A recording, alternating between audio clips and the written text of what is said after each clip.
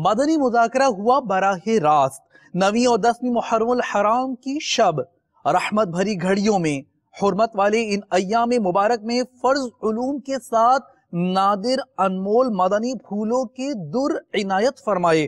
ایک مرتبہ باپا جان نے بہادر کو الگ الگ کر کے ایک اسلامی بھائی کو فرمایا، بہا قیمتی در یعنی موتی۔ باپا جان کے مدنی پھولوں کی کیا بات ہے؟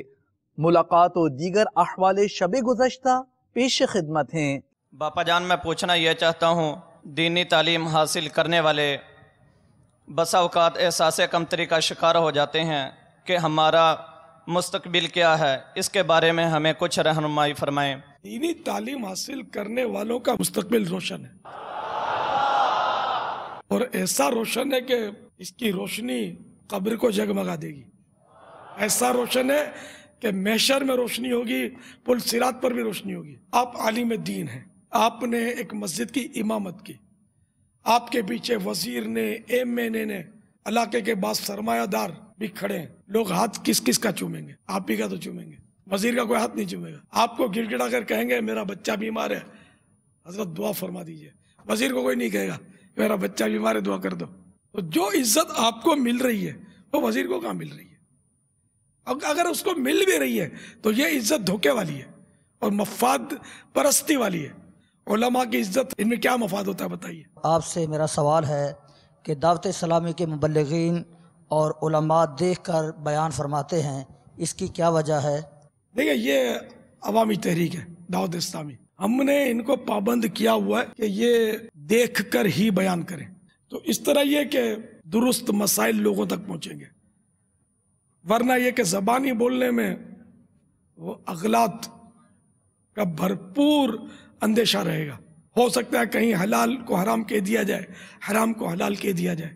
اب علماء کا بھی دیکھ کر بیان کرنا، بعض مدنیوں کا بھی، تو اس میں شرعاً کوئی قباحت نہیں ہے۔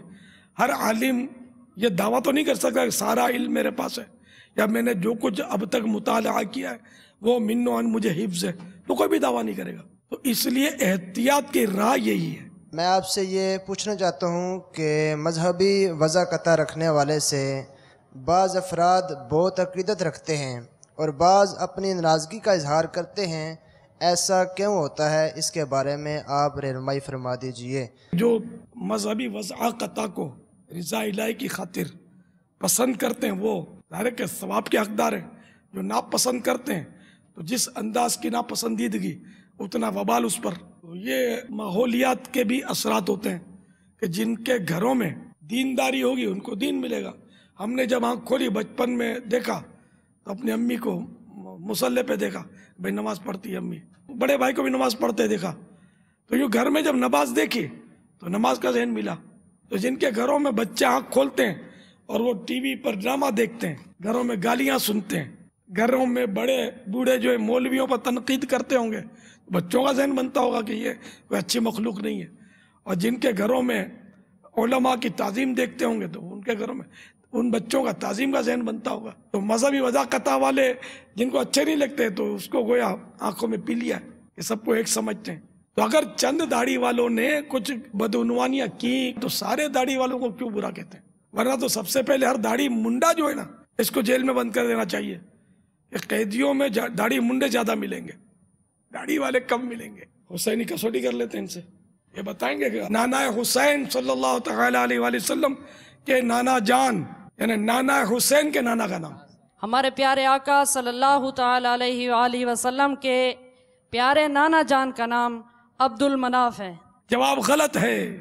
پیارے آقا نبی صلی اللہ علیہ وسلم کے نانا کا نام مرہ بن کلاب ہے۔ جواب غلط ہے۔ آقا نامدار صلی اللہ علیہ وآلہ وسلم کے پیارے نانا جان کا نام وہب رضی اللہ تعالیٰ عنہ۔ جواب درست ہے۔ کو یہ رسالہ ثواب بڑھانے کے نسخے اللہ یہ پیش کیا۔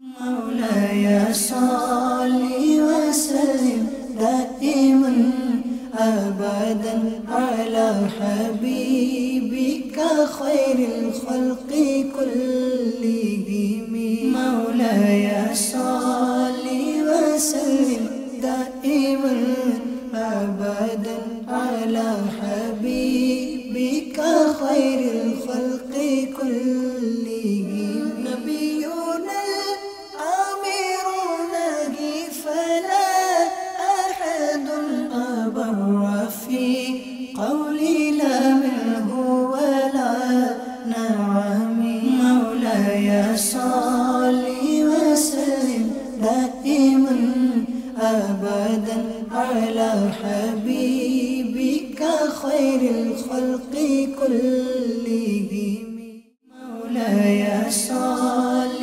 وسلم دائما أبدا على حبيبك خير الخلق كلهم والرضا عن أبي بكر وعن عمر وعن علي وعن عثمان ذي الكرم مولاي صل وسلم دائما أبدا على حبيبك خير الخلق كلهم